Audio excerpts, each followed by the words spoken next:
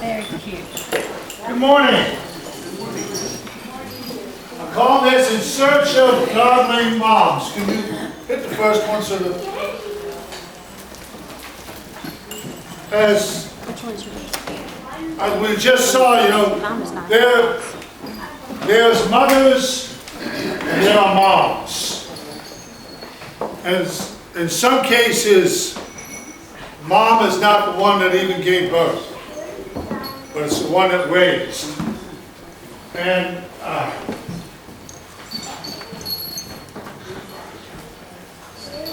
I believe that God has a special part of His heart for a mom who is willing to raise a child that's not her own. And I think this world right now is suffering because there's not enough godly moms. I was talking with Bernie earlier today, and we're talking about the number of students that have been expelled from school in Hampshire County. The number was very high. But he said in most cases it was where either mom or dad is not involved. And we need more moms. In Search of Godly Moms. And we're going to look in Proverbs 31. And in Proverbs 31 talks a lot about the things that what a mom brings to the table. Right? Number one, in verse 11, is that she brings confidence and value. It says that her husband has confidence in her. All right? So, husbands, here's a test for you. All right? Here's a test for you. If you have confidence in your wife, give her the checkbook and the credit card.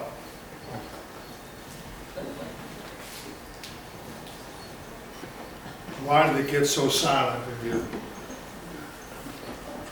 Do you have confidence in her? Give her the checkbook and the credit card. All right? Children have confidence in a mom. In the middle of the night, when things are scary, what do they cry out for? The one that they have confidence in. And here in verse 11, he talks about this confidence. And he said, her husband has full confidence in her and lacks nothing of value. A mom is someone that can be trusted. Number two, and next point, it comes in verse 12. It says that she brings good and not harm all the days of her life. Everything she does is to bring good. Everything that she does centers around her children. They come first. I do this a lot of times in my premarital counseling, and I start it this way. What you were before you got married changes once you get married, because your identity changes. You're no longer a single woman or a single man. You are now a married couple. Well, the same thing happens again once you become a parent. Once you have given birth to a child, your identity changes. Right? And everything that you do now is now focused on another person. Everything she does is good. Respected. Right? Verse 23. Her husband is respected at the city gate where he takes his seat among the elders of the land. Right? She becomes respected and he becomes respected because of her. She has, we'll use this phrase, a good reputation. She has value, She has confidence. Everything she does is good. And because of that, her husband and her children are respected, right? Because they know mom is of good character.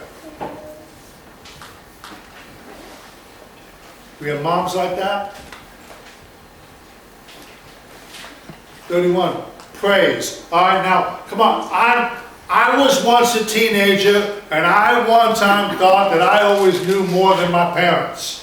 All right, and I think it's Ray Stevens that said it. It's either Ray Stevens or George Carlin. You know, he said that he left home when he was 21. He was so disappointed about how dumb his parents were. And then when he came back at the age of 40, he was amazed at how smart they got in the last 20 years. All right? But I always think of my mom. And when I was in junior high and high school, like most kids, I had a paper route. All right. Back then, you know, that's what we did for extra money. You either mowed lawns, shoveled snow, or you delivered papers, or you did all of that. All right. Or you did all of that. And I was struggling a lot in high school. My early years in high school, going through a transition of being in a private school and growing up in a private school, a religious private school, where if you looked at a girl, or if a girl looked at a guy, stared at a guy too long, or a guy stared at a girl too long, you got smacked. Now, okay, you got smacked. Okay, now you transition from that into a public school. Okay, and I was going through a whole identity change with this whole thing. And I was struggling a lot in school. So mom wanted to help me out. Now mom dropped out of school because she had to go to work. All right. So mom knew that when it came to algebra and calculus and things like that, she couldn't help me. All right. So what she did was she lightened my load so that I could get the help that I could get, that I needed. I didn't see that right away. Took me a few years, took me many years later to understand that. And here we are, you're 10th grade, you're getting off the bus from high school, you're getting dropped off at the bus stop, and there's mom sitting there in the car. Okay? Why is mom sitting there in the car? What does she have? She has my newspapers. So now I don't have to ride my bike for 2 miles to go pick up my newspapers. All right? And a lot of the times, she had half of them delivered. Why? So we can get home and I can hit the books and pick up my grades. I didn't see that. She's worthy of praise. Because, now, not only did she do this, all right, she never once ever asked for any of the money. Not for gas. Not for delivering the papers. Anything I earned from that was mine. And that's the way she brought us up. All right? Now, here's when it hit me. Okay? When we had boys, and they would deliver newspapers, and she would have them delivered before they came home from school so that they can work on their schoolwork. Why did you deliver that paper? Oh, they got ball practice today, you know, or they got this. And I mean, she would go out and deliver, and again, not once ever ask for any of the money. When the kids wanted to use the money to buy a gift for her, spend it on yourself. Okay, that's a mom that's worthy of praise, who puts her kids first. She lives a godly life and not the life of a party girl or a gossip or a meddler. It isn't, she has the attitude, you know, I hear this phrase a lot, I need some me time, okay? Yeah, okay, everybody needs a break, all right? Everybody needs a break, but a mom never looks at me time. A mom will always look at their time. She's more concerned about what's going on with her kids, all right? She's more concerned with how the kids are doing and putting the kids first. She's, in here it says that her lamp never goes out. In Proverbs 31 says her lamp never goes out. And again, I go back to my mom. And I think about the nights that she stayed up because, well, the teacher said I needed to bring in a couple of dozen cookies tomorrow for whatever. Okay, and there was mom late at night after we've all gone to bed, sitting up making cookies so I can take them the next morning. She lives a godly life and not the life of a party girl. It isn't where, you know, the kids are a nuisance. Go play somewhere. I need, you know, or things like that. It's involvement. I've been blessed to have many moms in my life. Now, growing up in my neighborhood, I always swear that mom was on every block. Right? Because by the time I got home, every mom on my way home knew what I had done. You know? But that's, if she's going to be a meddler, she's going to be a meddler in the life of her children. Now, nothing's going to happen on Snapchat that she doesn't know about. Nothing's going to happen on Twitter that she doesn't know about. Nothing's going to be posted on Facebook that she doesn't know about. What she does. In verse 13, it says that she works eagerly with her hands.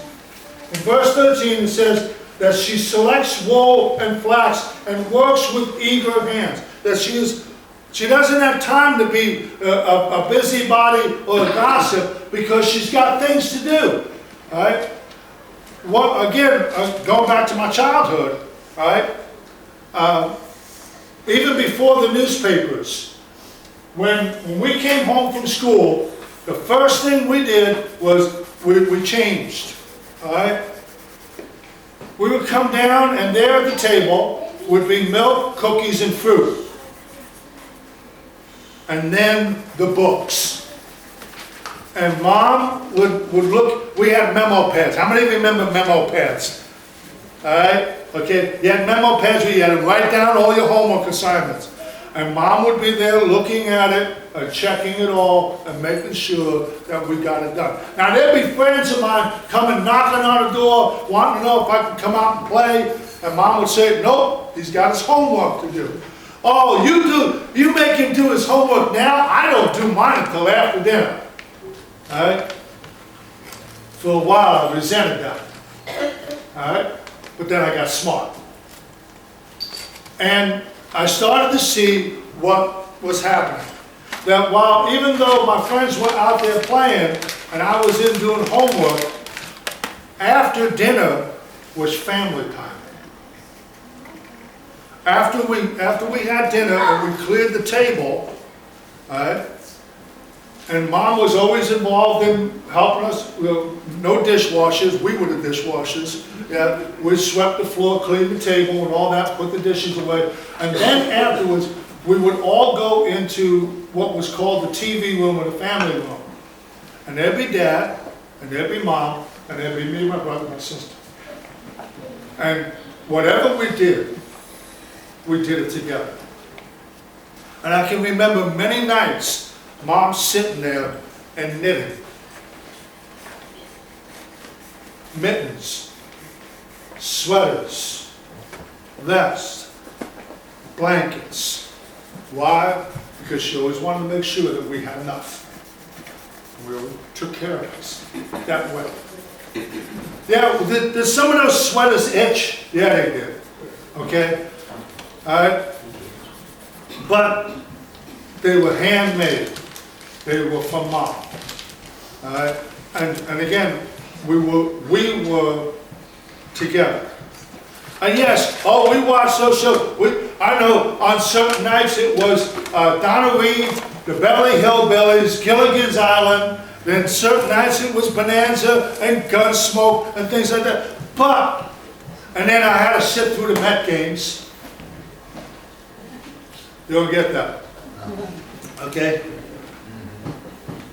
But we were together.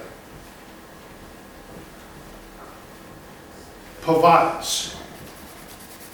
If we could not afford to buy something, Mom made it. Verse 15. Right? She gets up while it's still dark. She provides food for her family and portions for her servant girls. I can count on this every morning coming down, and there would be breakfast sitting on the table. Maybe it was oatmeal, maybe it was cereal, but it was always a healthy breakfast.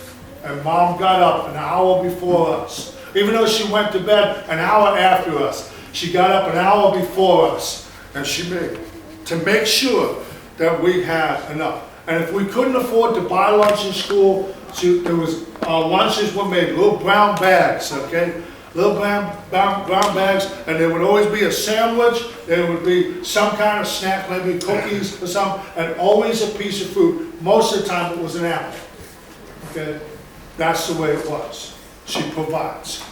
A godly mom provides. Even though she may have to go to bed an hour later or get up an hour earlier, she takes care of things. Then works vigorously with her hands. This is what we were talking about earlier. And her lamp does not go out. If there is something that needs to be done for her children, it doesn't matter if she's only going to get up, only going to have 4 hours sleep. It gets done. It's also, you get these single moms, and it means that they have to work 2 jobs to provide for their family. She does it, and she still finds time. And she takes care of the needy. All right? Maybe there's other, now, I got to tell you this, I was not always this nice guy you see standing in front of you. I had a mouth, okay? And I was sometimes a little too quick, where my mouth spoke before my brain even thought about the consequences. And I remember one time saying, I didn't want to eat something that Mom put before me, and she would say, there's hungry children in Poland that would love to have this, and I said, send it to them. I never said that again, because a godly mom not only provides for the needs, but she also provides discipline when discipline is needed too. Okay? Speaks wisely. As I grew up, and I started to think about situations, my mom's voice would always be in the back of my head. Dad's voice too. Mom's voice would always be back there, and always making me think, should I really be doing this? And then one of the things that really got me is, would I be proud about telling my mom I did this? I grew up later on, and there were things that I was tempted to do that I didn't do because I did not want to disappoint my mom. And diligently watches over the family. This goes back to what I said earlier, where I'd be coming home, and Mom knew what I did before I even got home. She always knew. Because what? Because she's involved. I remember one time, your son-in-law, Mr. Honeycutt, was talking to me about this, and we were having parent-teacher night. And he said, he stopped in the hallway, and he said, this is a joke. And I looked at him, what? He says, no, look at the parents that are here. He said, 90% of the parents are here are parents of kids that we have no problems with. But yet the parents, the kids that we had problems with, where are they? Where are the parents? Diligently watches over her family. She puts her family first in all matters. And I put down there Ralphie's mom. Well, that's a reminder for me, all right? How many remember Ralphie from Christmas Story? All right? You'll shoot your eye out, kid, all right?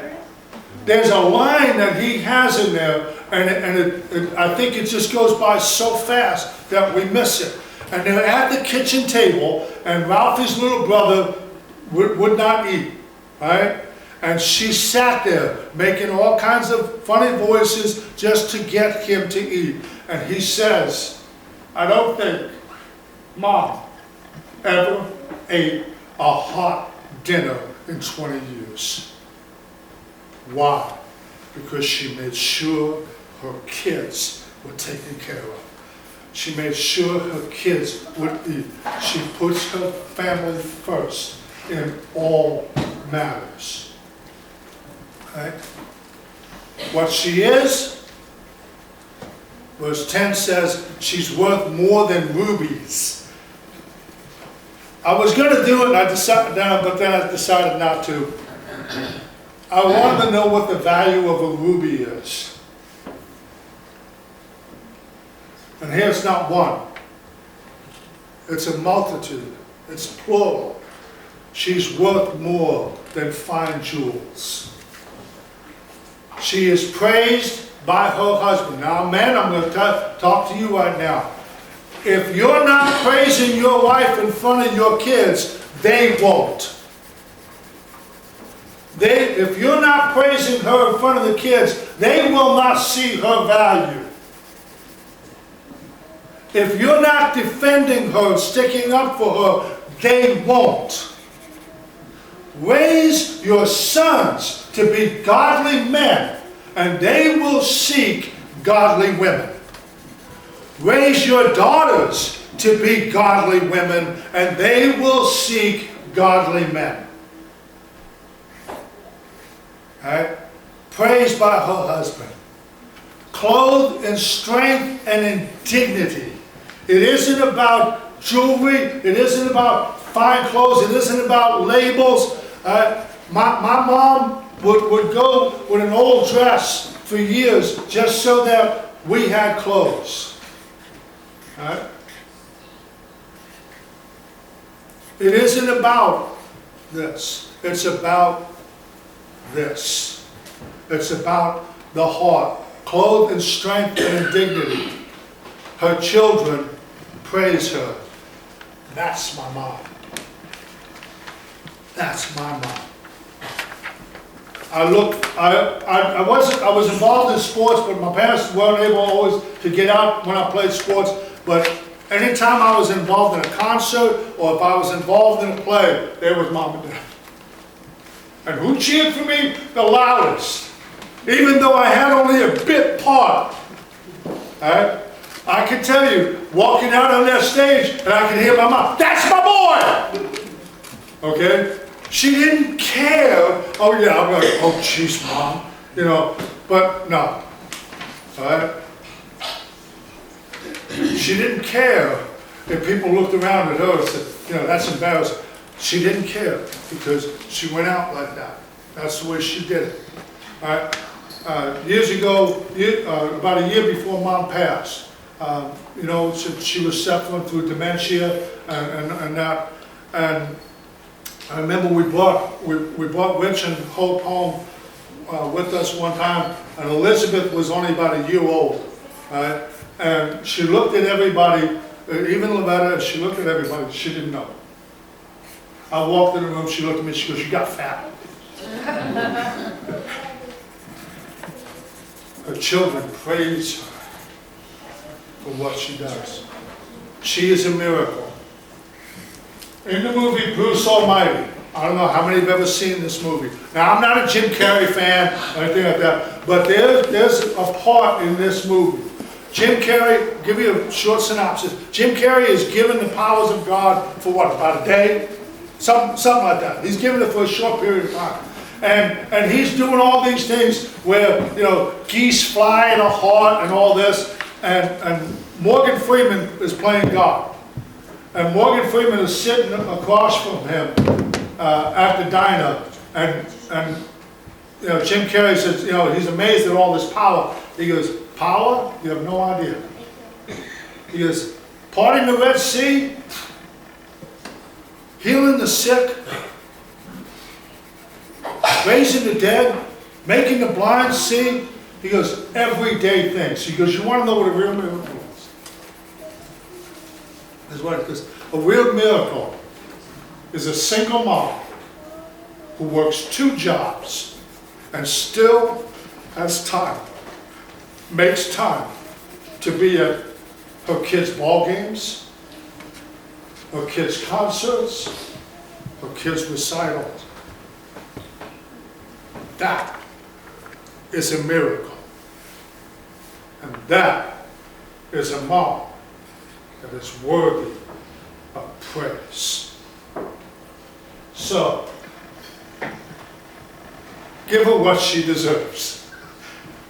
Oh yeah, Mom, you might get a card today. You might get a phone call today. Matter of fact, years ago, before cell phones, AT&T did the survey, and the most phone calls made in any one day, Mother's Day. The most collect phone calls were made on Father's Day. I'm not kidding you, okay? I'm not kidding you. Okay, so yeah, maybe you'll get a box of candy. Maybe you'll get a card. But here, give her our thanks. Give her our praise. Give her a day off. I like this next one better. Give her her favorite dessert and a foot massage. Now I got some others saying, oh no. They give her a back rub. Alright? 3 John verse 4 says this: I am grateful to see all my children walking in the Lord. You want to give her a gift? You want to give her a gift that she really wants? She wants to see you walking with the Lord. So give her that gift. We're going to stand and we're going to sing our invitation. And as we do, as always, if there's anyone here that has not given their life to Christ, they need to do so. And today is that day. Let's stand and sing. Hymn 349.